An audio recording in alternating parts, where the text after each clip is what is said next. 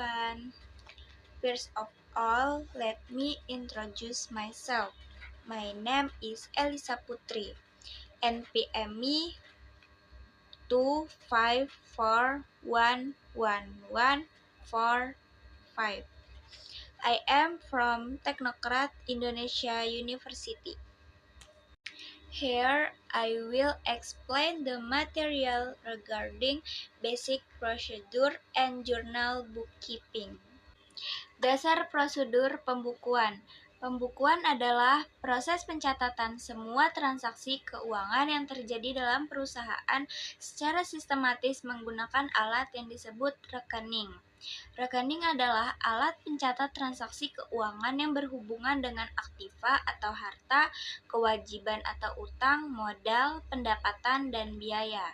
Dalam pembukuan, transaksi keuangan tidak langsung digambarkan dalam laporan keuangan, tetapi tercatat dahulu dalam rekening sebagai bagian dari sistem akuntansi. Rekening-rekening tersebut kemudian dikumpulkan dalam buku besar atau ledger. Rekening untuk neraca seperti aktiva, kewajiban, dan modal disusun lebih dahulu. Kemudian rekening untuk laporan laba rugi seperti pendapatan dan biaya.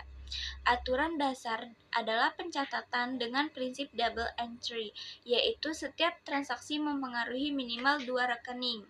Satu dicatat di sisi debit dan satu di sisi kredit dengan jumlah yang sama. Cara membuat jurnal umum. Yang pertama, mengidentifikasi transaksi keuangan yang terjadi. Yang kedua, mendokumentasikan bukti transaksi seperti faktur, kwitansi, dan nota.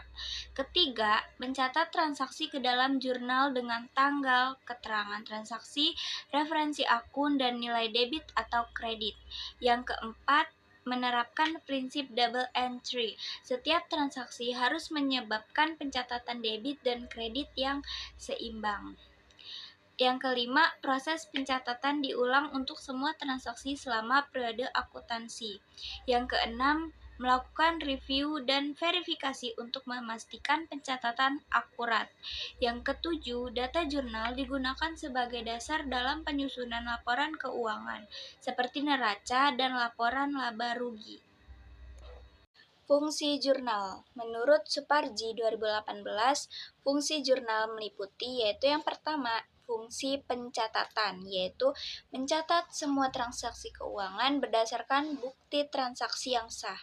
Yang kedua, ada fungsi historis, yaitu menunjukkan urutan terjadinya transaksi secara kronologis.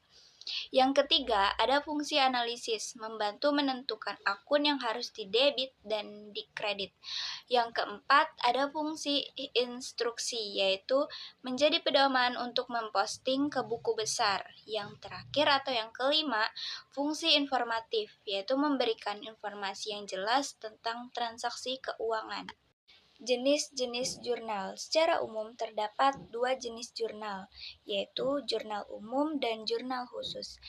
Jurnal umum digunakan untuk mencatat seluruh transaksi yang tidak dapat dimasukkan ke jurnal khusus. Contohnya ada pencatatan modal, penyesuaian, dan penutupan akun. Yang kedua, ada jurnal khusus, digunakan untuk transaksi yang sering terjadi. Jenis-jenisnya ada jurnal pembelian, jurnal penjualan, jurnal penerimaan kas, jurnal pengeluaran kas, dan jurnal umum atau pelengkap. Aturan pendebitan dan pengkreditan. Yang pertama, ada akun aktiva bertambah di debit dan berkurang di kredit. Yang kedua, akun hutang bertambah di kredit dan berkurang di debit. Yang ketiga, akun modal bertambah di kredit dan berkurang di debit. Yang keempat, akun pendapatan bertambah di kredit dan berkurang di debit. Yang kelima, akun biaya bertambah di debit dan berkurang di kredit. Jadi, kalau bertambah itu di debit, kalau berkurang itu di kredit. Tantangan umum dan solusi. Tantangan. Kesalahan klasifikasi akun atau keterlambatan pencatatan. Solusi. Implementasikan checklist harian dan review mingguan. Gunakan prinsip materialitas. Hanya catat transaksi signifikan jika imaterial bisa digabung.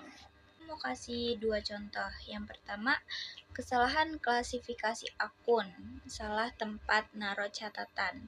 Apa sih ini? Ini kayak lagi masukin barang ke rak yang salah di gudang. Misalnya kamu beli alat tulis buat kantor, tapi kamu catat sebagai persediaan barang dagang. Padahal seharusnya biaya administrasi. Akibatnya laporan keuangan jadi berantakan. Dan pas hitung untung rugi, angkanya nggak benar. Kenapa sering terjadi? Karena pemula atau staf yang nggak hafal daftar akun atau transaksi campur aduk seperti belanja yang bisa masuk ke biaya atau aset. Solusi praktisnya bikin daftar akun sederhana dulu, kayak buku panduan kecil, kas sama dengan uang tunai, persediaan sama dengan stok barang jualan, biaya sama dengan pengeluaran operasional, tempel di meja kerja atau simpan di HP. Tiap catat jurnal, tanya ke diri sendiri, ini nambah aset atau biaya, debit atau kredit? Coba latihan dulu setiap minggu. Kalau pakai software seperti Excel atau aplikasi akuntansi, misalnya journal.id, atur drop down menu biar nggak bisa salah pilih akun. Review bulanan, cek ulang 10% entry jurnal secara acak. Yang kedua, kesalahan perhitungan atau debit kredit nggak seimbang atau salah nominal. Apa sih ini?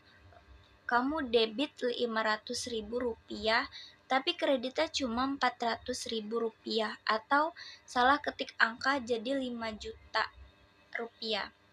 Ini bikin neraca saldo atau trial balance nggak cocok dan laporan keuangan jadi nggak bisa dipercaya. Bisa kena masalah pas lapor pajak.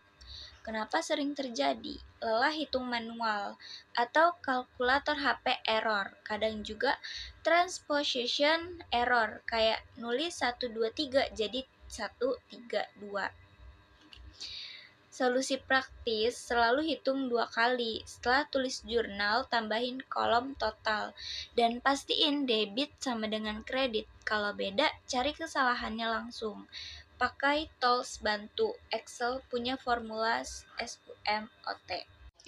Tips praktis untuk mahasiswa atau pemula. Yang pertama, gunakan software akuntansi. Aplikasi seperti QuickBooks atau Excel bisa membantu simulasi entries tanpa risiko kesalahan manual.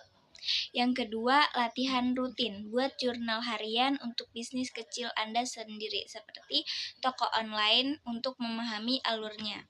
Yang ketiga, pelajari dan dari kasus nyata. Baca laporan keuangan perusahaan publik, misalnya di situs IDX, dan identifikasi adjusting entries mereka.